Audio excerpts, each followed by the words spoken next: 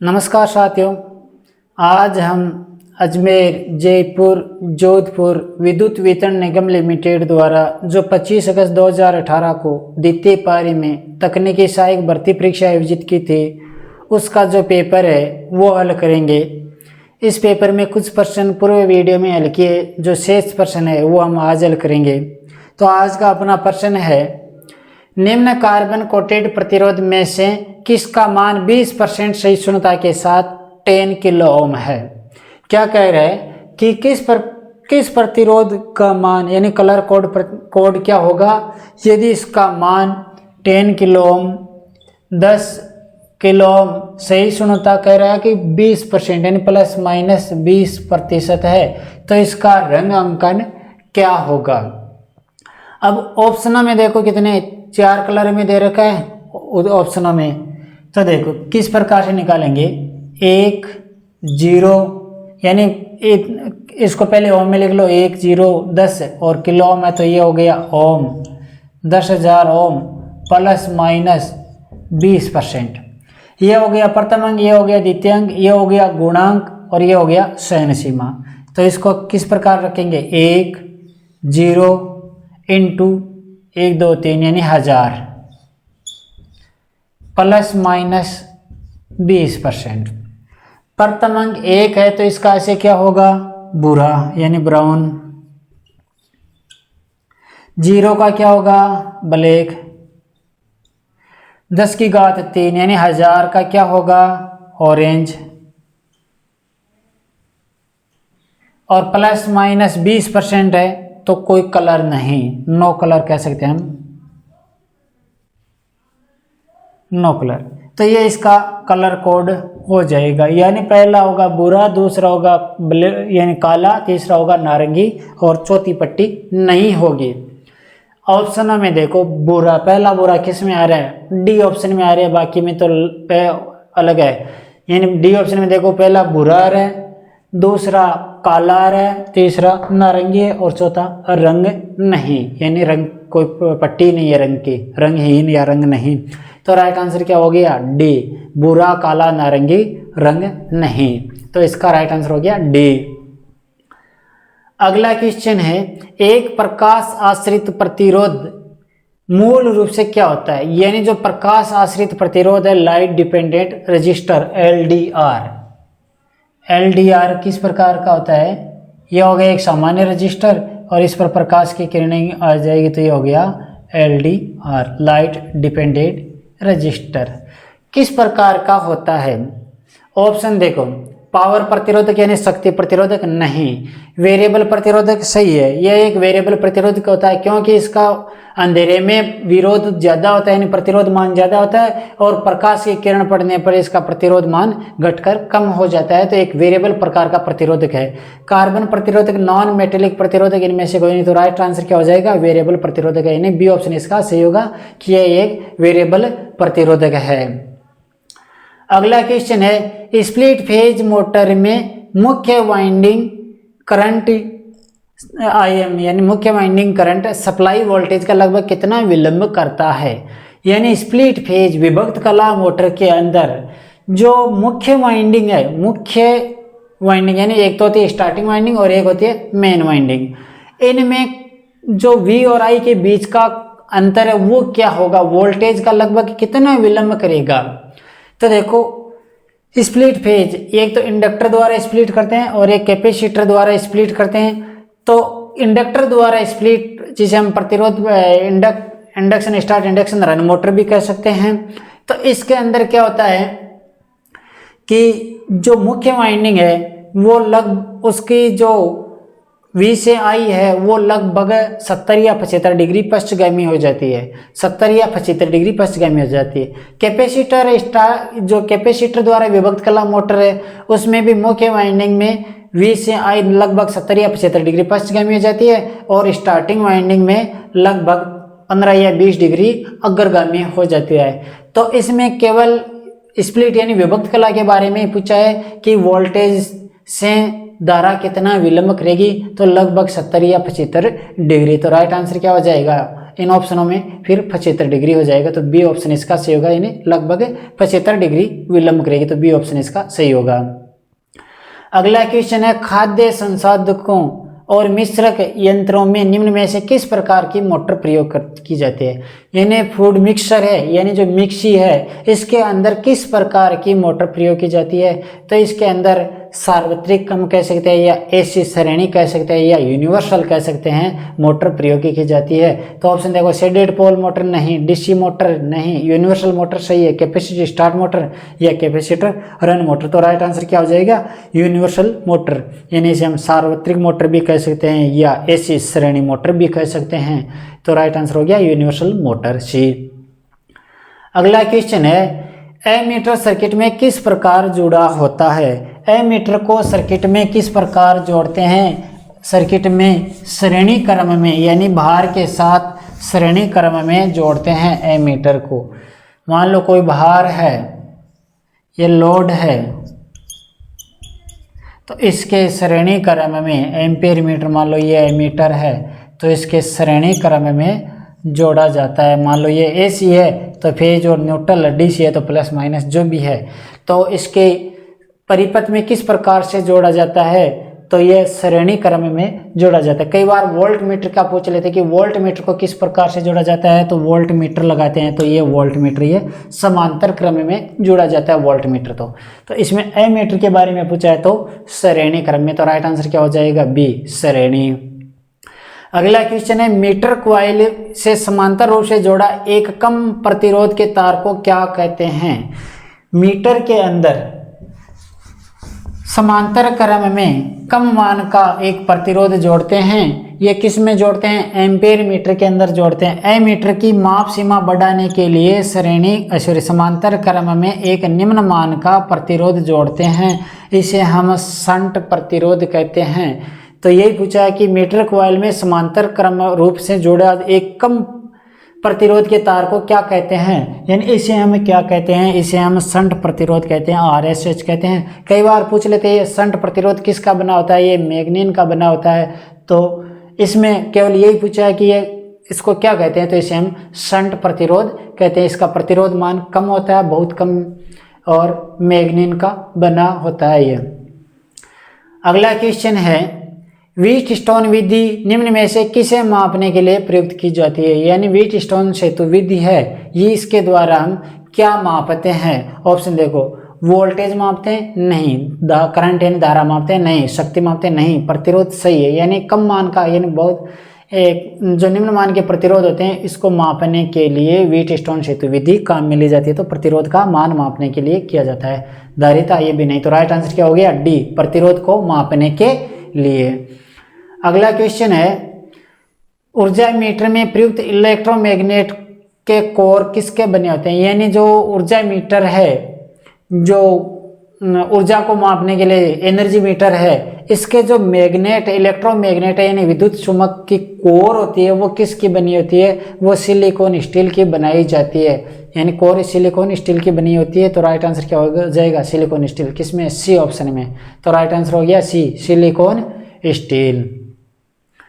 अगला क्वेश्चन है, किससे उत्पादित बिजली को पीजो इलेक्ट्रिक कहा जाता है। यानी पीजो इलेक्ट्रिसिटी किसे कहते हैं, यानी दबाव विद्युत किसे कहते हैं, जो दबाव से उत्पन्न होगी। तो राइट आंसर क्या हो जाएगा, यानी दबाव से उत्पन्न बिजली को पीजो इलेक्ट्रिसिटी कहा जाता है। तो किसमें दबाव, डी ऑप्शन में देखो दबाव। तो दबाव से उत्पन्न बिजली को पीजो इलेक्ट्रिसिटी कहा जाता है। तो राइट आंसर हो गया डी दबाव।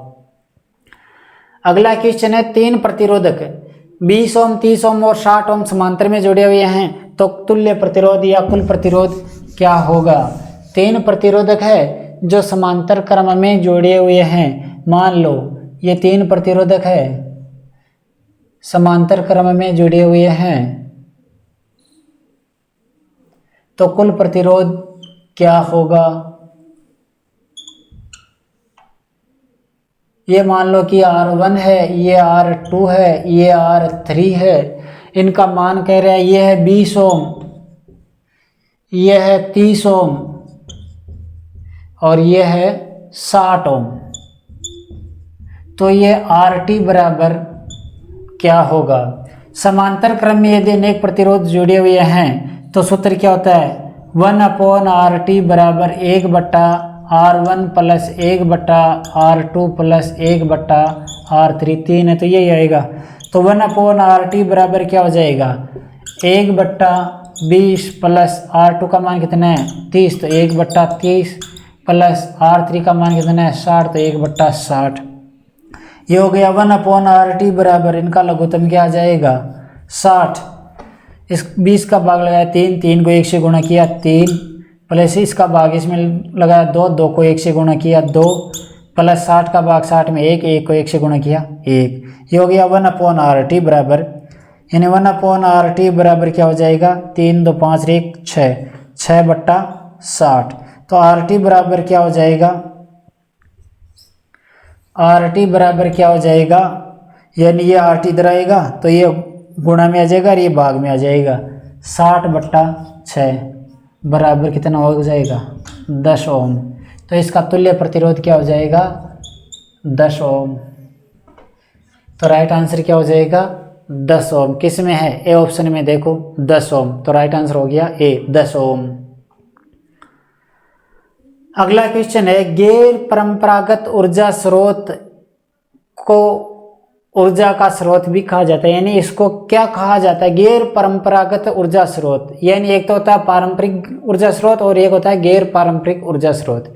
गैर पारंपरिक ऊर्जा स्रोत कौन कौन से होते हैं, जो भूतापीय ऊर्जा है या पवन ऊर्जा है या सौर ऊर्जा है या बायोगैस के द्वारा उत्पादित है या ज्वार भाटा द्वारा उत्पादित है या समुद्री लहरों से उत्पादित है, हम कह सकते हैं।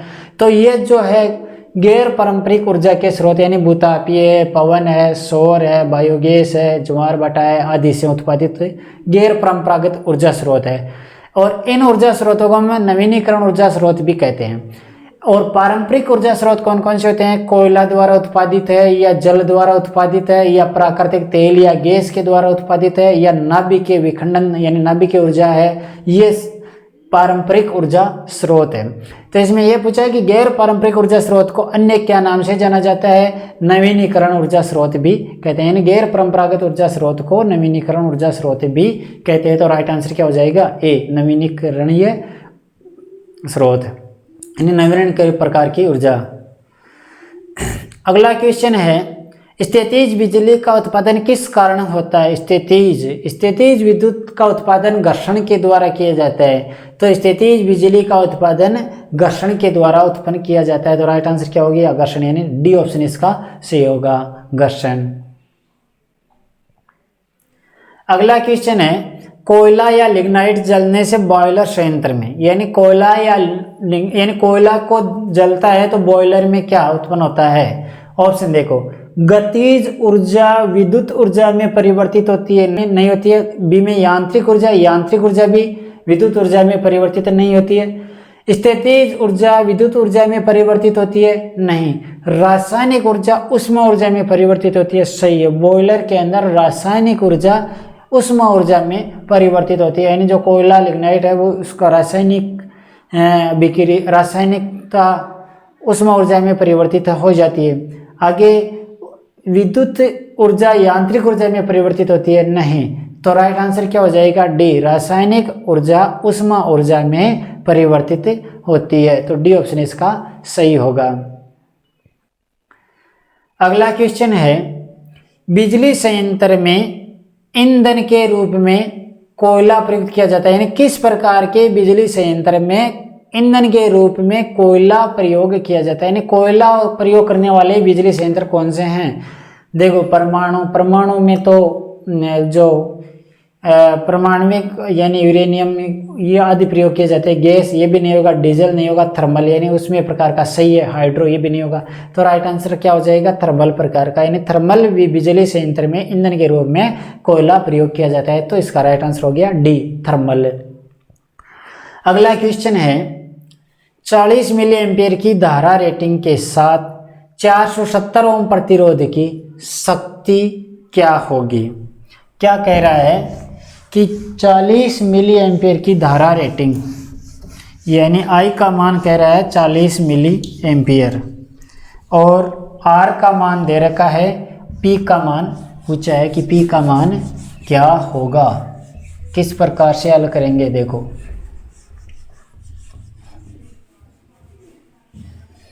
जो दे रखा है वो है 40 मिली एम्पियर, I बराबर है 40 मिली एम्पियर की धारा रेटिंग के साथ R बराबर है 470 ओम। तो प्रतिरोध की शक्ति P बराबर क्या होगा ज्ञात कीजिए। तो देखो इन तीनों की तुलना यानी आई आर और पी की तुलना वाला सूत्र कौन सा है, P बराबर है आई स्क्वायर आर। यही ज्ञात यानी P ज्ञात करना है, आई दे रखा है आर दे रखा है। आई का मान क्या है 40 मिली एम्पियर है, इसको एम्पियर में बदल लो। 40 मिली एम्पियर को एम्पियर में बदलेंगे तो 1000 का भाग लगेंगे तो कितना आ रहा है 0.04 एम्पियर, यानी इसको एम्पियर में बदलेंगे तो क्या हो जाएगा 0.04 एम्पियर। तो आई स्क्वायर यानी 0.04 into 0.04 into R 470, 0.04 into 0.04 into 470, इनको गुणा करो आपस में 0.04 और 470, ये आ रहा है 0.752 शक्ति है किस में आएगी वाट में। तो राइट आंसर क्या हो जाएगा 0.752 वाट। किस ऑप्शन में है देखो डी ऑप्शन में देखो 0.75 वाट। तो राइट आंसर हो गया डी ऑप्शन यानी 0.75 वाट। तो डी इसका सही होगा।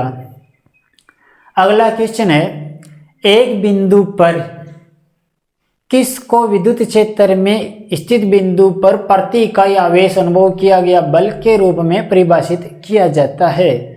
यानी एक बिंदु पर इलेक्ट्रिक तीव्रता को यानी एक बिंदु पर विद्युत तीव्रता को विद्युत क्षेत्र के स्थित बिंदु पर प्रति इकाई आवेश अनुभव किया गया बल के रूप में परिभाषित किया जाता है। यानी इसका राइट आंसर क्या हो जाएगा विद्युत तीव्रता यानी इलेक्ट्रिक तीव्रता को हम इस रूप में परिभाषित कर सकते हैं। तो राइट आंसर क्या हो गया ए इलेक्ट्रिक तीव्रता या विद्युत तीव्रता।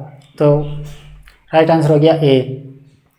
अगला क्वेश्चन है फोटोकॉपी मशीन किस सिद्धांत पर काम करती है। फोटोकॉपी मशीन इलेक्ट्रोस्टैटिक प्रभाव पर काम करती है। यानी फोटोकॉपी की जो मशीन होती है वो स्थितिज विद्युत प्रभाव पर काम करती है। तो इलेक्ट्रोस्टैटिक प्रभाव पर के सिद्धांत पर काम करती है। तो इलेक्ट्रोस्टैटिक डी ऑप्शन में देखो सही है। तो डी ऑप्शन इसका सही होगा इलेक्ट्रोस्टैटिक प्रभाव। अगला क्वेश्चन है एमीटर में हमेशा होना चाहिए। एमीटर में हमेशा होना चाहिए क्या उच्च प्रतिरोध कम प्रतिरोध कम वोल्टेज उच्च पावर। तो एमीटर का जो प्रतिरोध है वो बहुत कम होना चाहिए। तो एमीटर का प्रतिरोध हमेशा कम होना चाहिए। यदि वोल्ट मीटर के बारे में पूछ ले तो उसका प्रतिरोध उच्च होना चाहिए। यानी वोल्ट मीटर के बारे में पूछ ले तो प्रतिरोध उच्च होना चाहिए, एमीटर के बारे में पूछ ले तो प्रतिरोध कम होना चाहिए। तो इसमें यही पूछा है प्रतिरोध से संबंधित है और तो कोई सेट हो नहीं रहे इसमें ऑप्शन में। तो एमीटर में हमेशा कम प्रतिरोध होना चाहिए। तो बी ऑप्शन इसका सही होगा कम प्रतिरोध। अगला क्वेश्चन है निम्न में किस में कॉर्क स्क्रू नियम प्रयुक्त किया जाता है। कॉर्क स्क्रू नियम इनमें से किस में प्रयुक्त किया जाता है। कॉर्क स्क्रू नियम क्या है कि किसी धारावाही चालक का चुंबकीय क्षेत्र ज्ञात करने के लिए यानी कोई भी धारावाही चालक है उसका चुंबकीय क्षेत्र मान लो ये चालक है इसमें से इस प्रकार से धारा प्रवाहित हो रही है तो इसका जो चुंबकीय क्षेत्र है इसके चारों ओर जो चुंबकीय क्षेत्र है उसकी दिशा ज्ञात करने के लिए कॉर्क स्क्रू नियम का प्रयोग किया जाता है। कॉर्क स्क्रू नियम भी है और एक दायां हस्त नियम भी है। दायां हस्त नियम क्या कहता है कि किसी धारावाही चालक को दाहिने हाथ से इस प्रकार पकड़े कि अंगूठा धारा प्रवाह की दिशा में हो। अंगूठा धारा प्रवाह की दिशा में हो तो अंगुलियां उसके चुंबकीय क्षेत्र की दिशा इंगित करेगी यानी इसका चुंबकीय क्षेत्र इस प्रकार से होगा। इसी प्रकार से कॉर्क स्क्रू नियम क्या कह रहा है कि कोई भी दाहिने हाथ वाला स्क्रू को इस प्रकार से घुमाए, दाएं हस्त वाला स्क्रू को इस प्रकार से घुमाए कि नोक है वो धारा की दिशा में आगे बढ़े।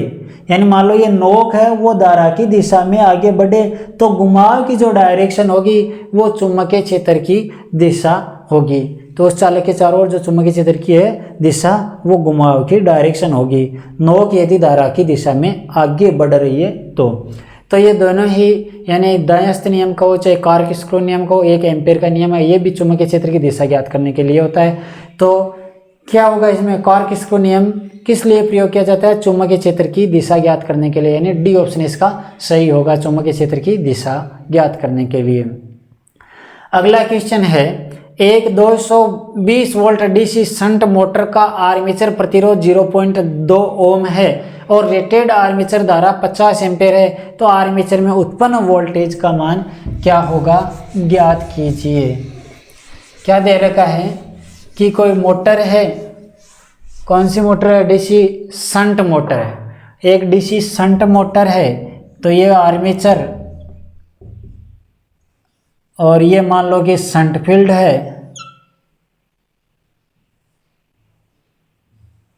अब क्या कह रहा है कि एक 220 वोल्ट, यहाँ पे 220 वोल्ट हम सप्लाई लगा रहे हैं, आर्मेचर का प्रतिरोध 0.2 ओम है, आर्मेचर धारा